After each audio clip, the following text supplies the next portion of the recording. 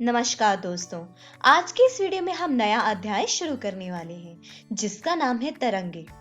दोस्तों, आज की इस वीडियो में हम पढ़ेंगे कि तरंगों का परिचय क्या होता है, जिसके बाद हम देखेंगे कि अनुप्रस्थ तरंगे तथा अनुदैर्ध्य तरंगे किसे कहते हैं। तो चलिए दोस्तों शुरू करते हैं। सबसे पहले हम देखते हैं कि तरंगों का परिचय क्या होता है।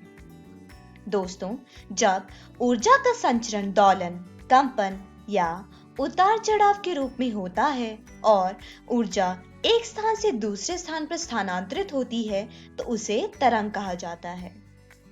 दोस्तों, तरंग एक विक्षोभ है जिसमें माध्यम के कण तो वास्तविकता में गति नहीं करते हैं, लेकिन ऊर्जा का स्थानांतरण एक स्थान से दूसरे स्थान तक हो जाता है।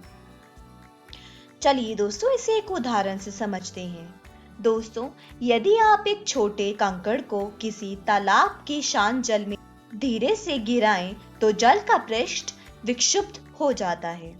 यह विक्षोभ किसी एक स्थान तक ही सीमित नहीं रहता, जबकि ये एक वृत्त की अनुदिश बाहर की ओर संचरित होता है। दोस्तों, यदि आप इसी प्रकार के तालाब में निरंतर कंकड़ गिराते रहें तो आप ये देखेंगे कि तालाब के पृष्ठ के जिस बिंदु पर विक्षोभ उत्पन्न हुआ है वहां से ये विक्षोभ वृत्तों के रूप में तीव्रता से बाहर की ओर गति कर रहा है, जिसके कारण हमें ऐसा प्रतीत होता है कि विक्षोभ बिंदु से जल स्वयं बाहर की ओर गति कर रहा है। और दोस्तों, जब हम बोलते हैं तो ध्वनि हवा में हमसे दूर हो जाती है, परंतु इस प्रक्रिया में एक भाग से दूसरे भाग में प्रवाहित नहीं होती। वायु में उत्पन्न हुए विक्षोभ हमें स्पष्ट रूप से दिखाई नहीं देते। हमारे कानों अथवा माइक्रोफोनों द्वारा ही हम इनको जान पाते हैं। तो दोस्तों, इस प्रकार के विक्षोभों के प्रतिरूप या पैटर्न जो द्रव्य के वास्तविक भौतिक स्थानांतरण अथवा समूचे द्रव्य के प्रवाह के बिना ही माध्यम में एक स्थान से दूसरे स्थान तक गति करते हैं, उन्हें हम तरंग कहते हैं। दोस्तों, जब तरंग किसी माध्यम से गति करती है तो उसमें माध्यम के कुछ दोलन उत्पन्न हो जाता है और इन्हीं दोलनों या कंपन के कारण ऊर्जा का स्थानांतरण होता है, लेकिन वास्तविकता में माध्यम के कण गति नहीं करते हैं। उदाहरण के तौर पर रेडियो तरंगे, यांत्रिक तरंगे, ध्वनि तरंगे इत्यादि।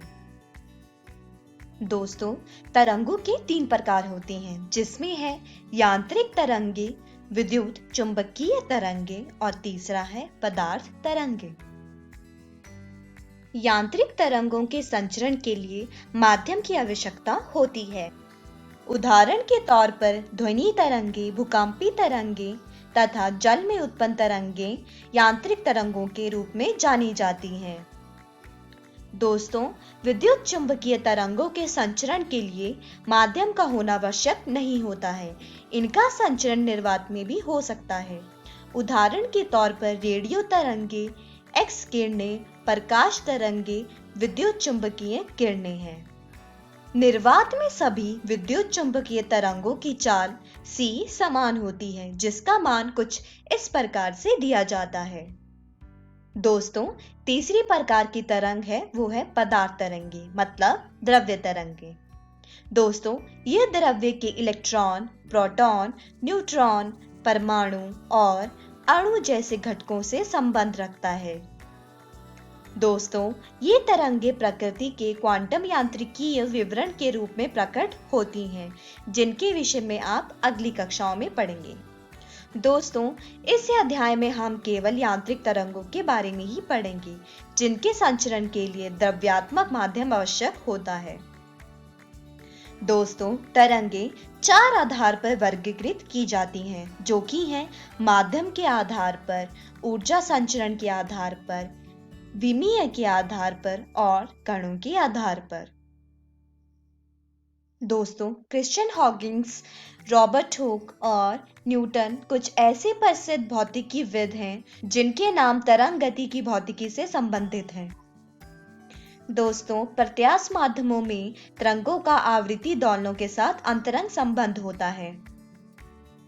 चलिए इसे एक उदाहरण से देखते हैं। दोस्तों, मान लीजिए ये कोई कमानियां हैं जो कि एक दूसरे से संबंधित हैं। यदि इसके एक सिरे की कमानी को खींचकर छोड़ दे तो उत्पन्न विक्षोभ दूसरे सिरे तक गमन करता है। मतलब यहाँ विक्षोभ तो एक सिरे से दूसरे सिरे तक संचरित हो जाता है, परंतु प्रत्येक कमानी अपनी साम्यावस्था की स्थिति के इधर उधर ही लघु दोलन करती रहती है। दोस्तों, हमने वायु में ध्वनि तरंगों के संचरण के बारे में विचार तो किया ही है। जैसे ही कोई ध्वनि तरंग वायु से होकर गुजरती है तो वह उस स्थान की वायु के छोटे से क्षेत्र को संपीड़ित तथा विस्तारित कर देती है। इस प्रकार संपीड़न तथा विरलन एक क्षेत्र से दूसरे क्षेत्र की ओर गति करते हैं, जिसके कारण वायु में विक्षोभ का संचरण संभव हो पाता है। दोस्तों, ठोसों में भी इसी प्रकार का सदृश तर्क देखा जा सकता है। क्रिस्टलीय ठोसों में परमाणु तथा परमाणुओं के समूह आवर्ती जालकों में व्यवस्थित होते हैं।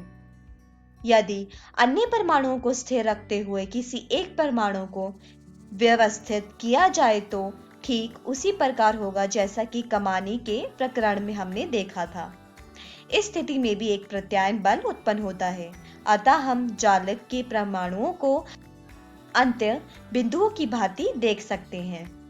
चलिए दोस्तों, अब आगे बढ़ते हैं और देखते हैं कि तरंगों के अभिलाक्षणिक गुण कौन कौन से होते हैं। दोस्तों, सबसे पहले हम देखते हैं कि अनुप्रस्थ तरंगे तथा अनुदैर्ध्य तरंगे हम किसे कहते हैं। दोस्तों, वे तरंगे जिनके संचरण के लिए माध्यम की आवश्यकता होती है, हम उन्हें यांत्रिक तरंग तथा प्रत्यास्थ तरंग कहते हैं। दोस्तों, यांत्रिक प्रत्यास्थ तरंगों के दो प्रकार होते हैं, जिसमें पहला है अनुप्रस्थ तरंगे और दूसरा है अनुदैर्ध्य तरंगे। दोस्तों, वे तरंगे जिसमें माध्यम के कण तरंग संचरण की दिशा में लंबवत कंपन करते हैं, वे अनुप्रस्थ तरंगे कहलाती हैं। दोस्तों, ये तरंगे श्रृंग तथा गर्त के रूप में आगे की ओर बढ़ते हैं। दोस्तों, धनात्मक दिशा के माध्यम के कणों में अधिकतम विस्थापन को हम श्रृंग कहते हैं, जबकि ऋणात्मक दिशा में माध्यम के कणों के अधिकतम विस्थापन को हम गर्त कहते हैं। दोस्तों, अनुप्रस्थ तरंगे केवल ठोस माध्यम में एवं द्रव की ऊपरी सतह पर ही उत्पन्न की जा सकती हैं। द्रवों के भीतर एवं गैसों के अनुप्रस्थ तरंगे उत्पन्न नहीं की जा सकती। दोस्तों, उदाहरण के तौर पर यदि आप यहाँ पर देख सकते हैं, ये कोई एक रस्सी है। अगर इसे आप ऊपर नीचे की ओर झटकें तो यहाँ पर एक अनुदिश स्पंद गति करते हुए दिखाई देगा। यदि स्पंद के आमाप की तुलना में डोरी की लंबाई अत्यधिक हो तो उसके दूसरे सिरे तक पहुंचने से पहले ही स्पंद का अवमंदन हो जाएगा, अतः दूसरे सिरे पर स्पंद के परावर्तन को अनदेखा किया जा सकता है। दोस्तों, इसमें आप देख सकते हैं कि दोलन डोरी में तरंग की गति की दिशा के लंबवत है, अतः ये अनुप्रस्थ तरंग का एक उदाहरण है। चलिए दोस्तों, अब आगे बढ़ते हैं और देखते हैं कि अनुदैर्ध्य तरंगे क्या होती हैं। दोस्तों, वे तरंगे जिसमें माध्यम के कण तरंग संचरण की दिशा में कंपन करते हैं उसे अनुदैर्ध्य तरंगे कहा जाता है। दोस्तों, यह तरंगे संपीड़न व विरलन के रूप में आगे की ओर बढ़ते हैं। दोस्तों, जब माध्यम के कण एक दूसरे के बहुत आसपास होते हैं तो उस स्थिति में उसे संपीड़न कहा जाता है। स्थिति के माध्यम का आयतन न्यूनतम व घनत्व और दाब अधिकतम होता है। मतलब P बराबर है m भाग v और P बराबर है F भाग A। दोस्तों, स्थिति के माध्यम के कण एक दूसरे से जब दूर दूर चले जाते हैं तो उसे हम विरलन कहते हैं। विरलन में आयतन अधिक तथा दाब व घनत्व का मान कम होता है। दोस्तों, अनुदैर्ध्य तरंगे सभी माध्यम में उत्पन्न की जा सकती हैं। ये तरंगे विरलन तथा संपीड़न के रूप में संचरित होती है। वायु में उत्पन्न तरंगे, भूकंप तरंगे, स्प्रिंग में उत्पन्न तरंगे इत्यादि अनुदैर्ध्य तरंगे ही होती हैं। तो दोस्तों, आज की इस वीडियो में हमने तरंगों के परिचय के बारे में पढ़ा, जिसके बाद हमने अनुप्रस्थ तरंगे तथा अनुदैर्ध्य तरंगे क्या होती हैं उसके बारे में देखा। दोस्तों, अगली वीडियो में हम प्रगामी तरंगों में विस्थापन संबंध के बारे में पढ़ेंगे, जिसके बाद हम यह भी देखेंगे कि आयाम तथा कला क्या होती है। दोस्तों, मैं आशा करती हूँ आपको ये वीडियो समझ आया होगा। तब तक आप अपनी पाठ्य पुस्तक से इन सारे विषयों को दोहराने की कोशिश कीजिएगा। धन्यवाद।